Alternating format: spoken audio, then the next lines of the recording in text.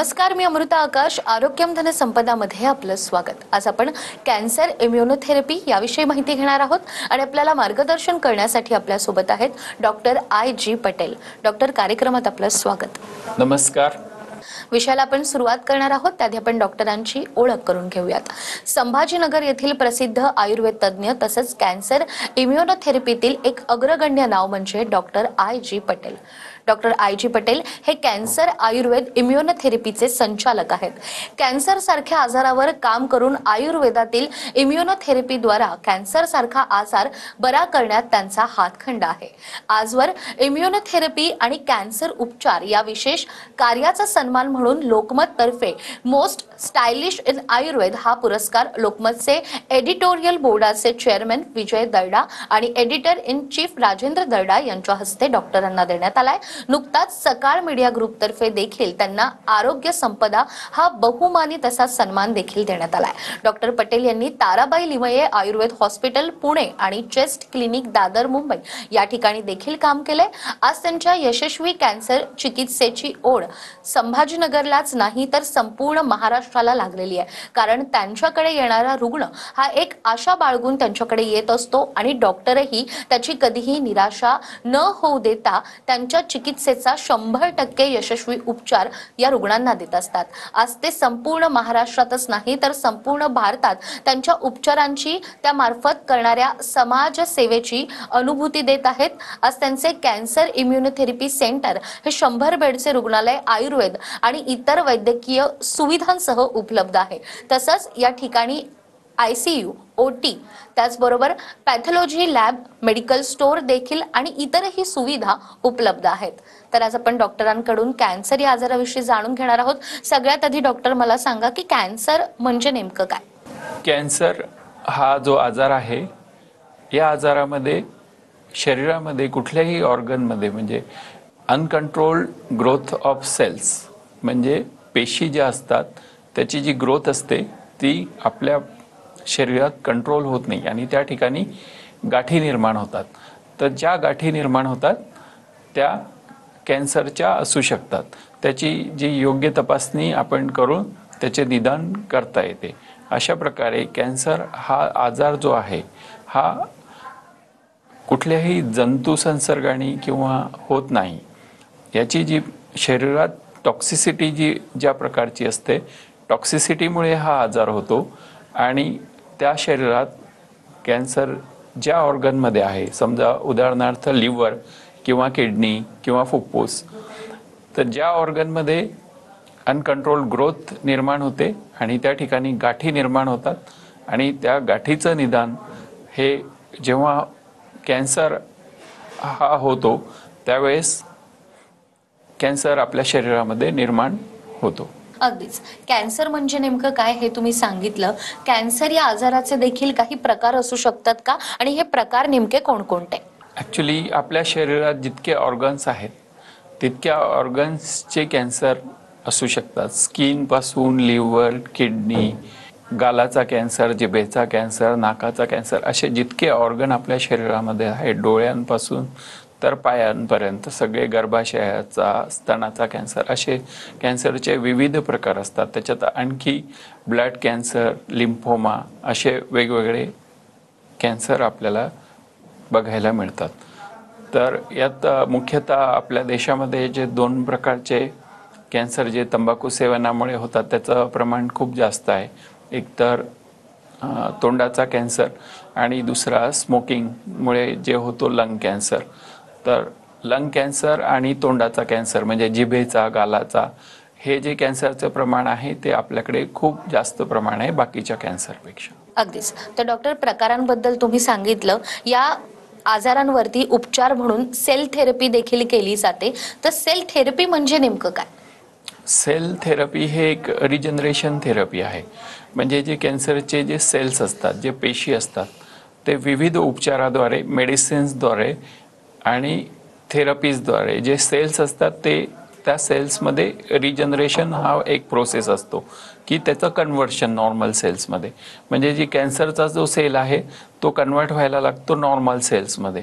तर अशा प्रकारे एक एक सेल करून तुमच्या शरीरातले जितक्या कॅन्सरच्या ज्या सेल्स आहेत, पेशी आहेत, त्या ज्या गाठी निर्माण झालेल्या आहेत त्या रिड्यूस करता येतात आपल्याला सेल थेरपीद्वारे. अशा प्रकारे सेल थेरपी ही कॅन्सरमध्ये अत्यंत उपयोगी सिद्ध झालेली आहे आणि याचं रिजनरेशन जे प्रोसेस आहे हे खूप जास्त महत्त्वाचं आहे कॅन्सरच्या ट्रीटमेंटमध्ये.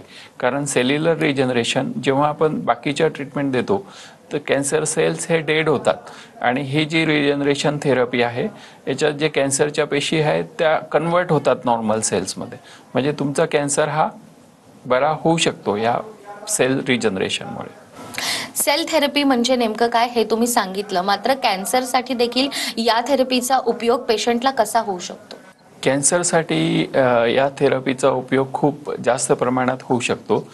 कारण की ही रिजनरेशन थेरपी आहे की समजा ज्या ऑर्गनमध्ये कॅन्सर आहे, समजा की लंग्समध्ये कॅन्सर आहे फुफ्फुसामध्ये, तर फुफ्फुसाच्या ज्या पेशी आहेत त्यात रिजनरेशन प्रोसेस कसा करता येईल याचे जे मेडिसिन्स असतात स्पेसिफिक ते देऊन मग विविध प्रोसिजरद्वारे की शरीरातलं ब्लडच्या थ्रू आपण जे सेल्स रिजनरेशन प्रोसेस एक प्रकारच्या शरीरातली असते त्याला बूस्ट करून ते जे सेल्स असतात कॅन्सरचे ते कन्वर्ट करतो नॉर्मल सेल्समध्ये. नॉर्मल सेल्समध्ये कन्वर्ट झाल्यामुळे हा कॅन्सर त्याचा बरा होऊ शकतो.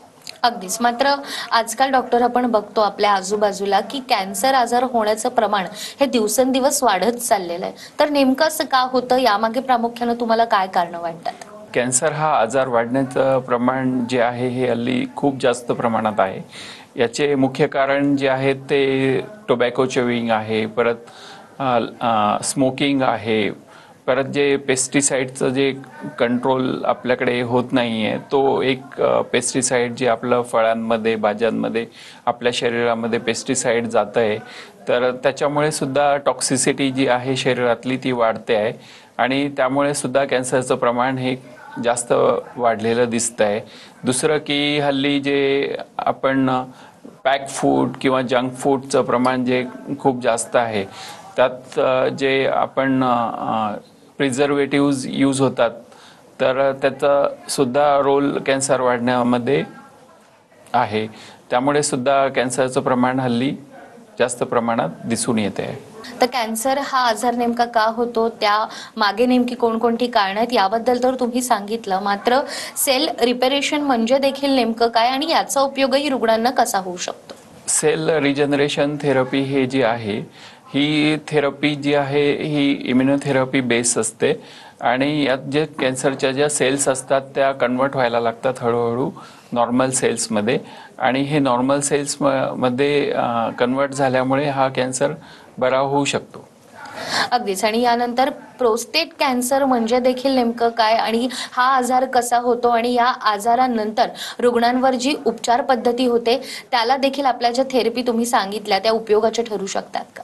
ॲक्च्युली प्रोस्टेट हे जे ऑर्गन असतं आपल्या शरीरामध्ये हे पुरुषांमध्ये हा ऑर्गन असतो आणि हे जे असतं हे लघवीशी जे प्रोसेस असतं त्याच्याशी रिलेटेड हे ऑर्गन असतं की हे ऑर्गनची जेव्हा वाढ होते हे साधारणतः वयाच्या 50 वर्षानंतर या ऑर्गनमध्ये स्वेलिंग येणे किंवा त्याची वाढ होणे हे एक नॅचरल प्रोसेस असते.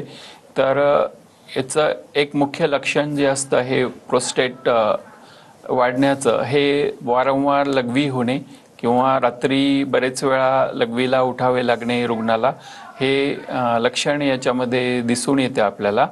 आणि जेव्हा हे प्रोस्टेटची जास्त प्रमाणात वाढ होते आणि त्याचा एक PSA नावाची एक तपासणी असते, प्रोस्टेट PSA नावाची जी तपासणी असते तर ही तपासणी आपण केली असता याच्यात कॅन्सर आहे का हे डिटेक्ट होतं आणि नंतर याला कन्फर्मेटिव्ह म्हणून हिस्टोपॅथ करतात. तर हे जे लक्षण असतात वारंवार लघवी होणे किंवा लघवीला जळजळ होणे पुरुषांमध्ये 50 वर्षा वयानंतर, तर त्यांनी जर ही PSA नावाची जी तपासणी करून घेतली तर याच्यात आपल्याला अर्ली डिटेक्शन ऑफ कॅन्सर होऊ शकतं की जेणेकरून त्याचं जे ट्रीटमेंट असतं याच्यात कॅन्सरमध्ये एक सूत्र असतं चिकित्सेमध्ये की जितक्या अर्ली डिटेक्शन होईल तितक्या अर्ली म्हणजे जितक्या लवकर त्याचं निदान होईल त्याच प्रमाणात त्याची चिकित्सासुद्धा आपल्याला लवकर करता येतं. तर ज्यांना असे सिम्पटम्स असतील आफ्टर 50 इयर्सच्या एज नंतर, की त्यांना रात्री खूप जास्त वेळा उठावं लागतं किंवा वारंवार लघवीला जावं लागतं किंवा लघवीच्या ठिकाणी आग होते, तर त्यांनी PSA नावाची तपासणी आणि एक सोनोग्राफी ॲब्डोमेन म्हणजे पोटाची सोनोग्राफी ही करून घेतली तर याच्यात तुम्हाला कॅन्सरचं निदान अगदी अर्ली स्टेजला होऊ शकतं प्रोस्टेट कॅन्सरचं. आणि प्रोस्टेट कॅन्सर हा इम्युनोथेरपी जेव्हा जे सेल थेरपी आहे आणि पूर्णपणे बरा होऊ शकतो. सेल थेरपी प्रोस्टेट कॅन्सरमध्ये खूप जास्त प्रमाणात उपयोगी ठरली आहे की, आणि हे प्रोस्टेट कॅन्सर आहे हे बरेच वेळा ओल्ड एजमध्ये पण होतो की म्हणजे 70-80 ज्या एजेस आहेत त्या एजेसमध्ये सुद्धा प्रोस्टेट कॅन्सरचं प्रमाण जास्त प्रमाणात होतो. तर त्या एजला बरेच वेळा किमोथेरपी रेडिएशन वगैरे पेशंटला देता येत नाही. त्यावेळेस सेल थेरपी किंवा इम्युनोथेरपी आपण जर त्या पेशंटला दिले तर त्यांचा नक्कीच त्याचा फायदा होतो. आणि त्यांचे जे बरेच वेळा ओल्ड एज 70+ 80+ जे पेशंट असतात त्यांचे जे नातेवाईक असतात त्यांना पण ते थोडंसं ऑकवर्ड होतं की खूप जास्त वेळा लघवीला जावं लागतं पेशंटला, मग डायपर बदलणे वगैरे. तर तो प्रमाण जर कमी होतो तो इम्युनोथेरपी आणि सेल थेरपीनी प्रोस्टेट जे नॉर्मल प्रोस्टेटायटिस म्हणजे जी प्रोस्टेटवरती स्वेलिंग किंवा त्याची जी गाठीची ग्रोथ नॉर्मल असू द्यात की कॅन्सरची असू द्यात, ह्या दोन्हीमध्ये आपण सेल थेरपीचा उपयोग करून त्या पेशंटला आपण रिलीफ देऊ शकतो. अगदीच. प्रोस्टेटबद्दल जसं तुम्ही सांगितलं तसं अनेक पेशंटला आपण बघतो की अन्ननलिकेचा देखील कॅन्सर होतो. तर अन्ननलिकेच्या कॅन्सरबद्दल देखील काय सांगा? अन्ननलिकेचा कॅन्सर जो असतो हा बरेच वेळा डायग्नोसिस फार उशिरा होतं याचं, आणि बरेच वेळा 4th स्टेजला पण डायग्नोस होतो, कारण की याची जी लक्षणं असतात ते नॉर्मल असतात की उलटी होणे, जेवणानंतर उलटी होणे किंवा घशामध्ये जळजळ होणे किंवा गिळताना त्रास होणे, हे की नॉर्मल लक्षणं बरेच वेळा पेशंटकडनं कन्सिडर होत नाहीत.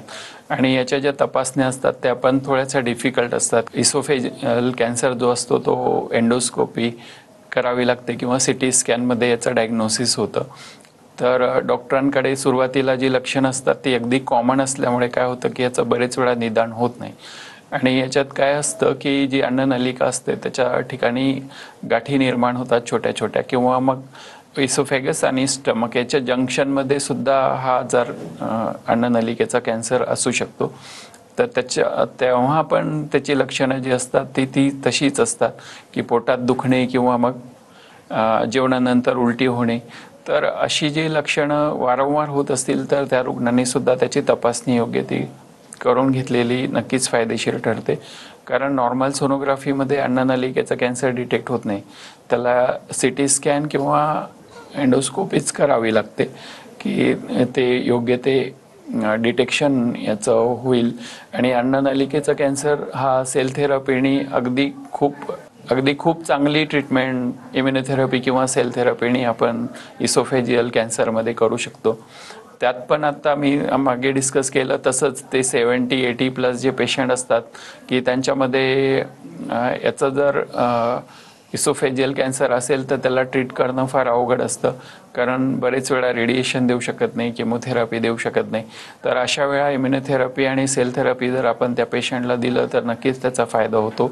आणि त्यांचं जे जेवण खाणं पिणं सगळं बंद होऊन जातं या पेशंटचं गाठीमुळे. जेवलं की लगेच त्यांना वॉमिट होतं किंवा मग अन्ननलिकेपर्यंत अन्न जातं पण अन्ननलिकेच्या आत त्याला एंट्री करू शकत नाही अन्न. त्यामुळे ते पेशंट आणि नातेवाईक पण खूप जास्त प्रमाणात विचार करतात किंवा त्यांना त्रास होतो त्या गोष्टीचा की पेशंटला अन्न काहीच जात नाही. तर अशा वेळेस इम्युनोथेरपी त्यांना दिलं आणि सेल थेरपी दिलं तर नक्कीच त्यांचा खाण्याचं प्रमाण आहे ते पण वाढतं आणि त्यांचं जे अन्ननलिकेची जी गाठ निर्माण झालेली आणि अन्ननलिका जी बंद झालेली असते त्याचा सुद्धा त्याला ओपन करण्यासाठी आपण उपयोग करून घेऊ शकतो. अगदीच. तर डॉक्टरांनी आता वेगवेगळ्या प्रकारचे कॅन्सर आणि त्यावर होणारे जे उपचार आहेत याविषयी आपल्याला माहिती दिली, आणि याच उपचारांविषयी ट्रीटमेंटविषयी जर तुम्हाला अधिक माहिती हवी असेल तर स्क्रीनवर तुम्हाला नंबर दिसतोय, या नंबरवर संपर्क साधून या ट्रीटमेंटविषयी तुम्ही डॉक्टरांकडून अधिक मार्गदर्शन घेऊ शकता. तर कॅन्सर या आजाराविषयी आणि उपचारांविषयी आपण डॉक्टरांकडून आणखीनही माहिती घेणार आहोत एका छोट्याशा ब्रेकनंतर.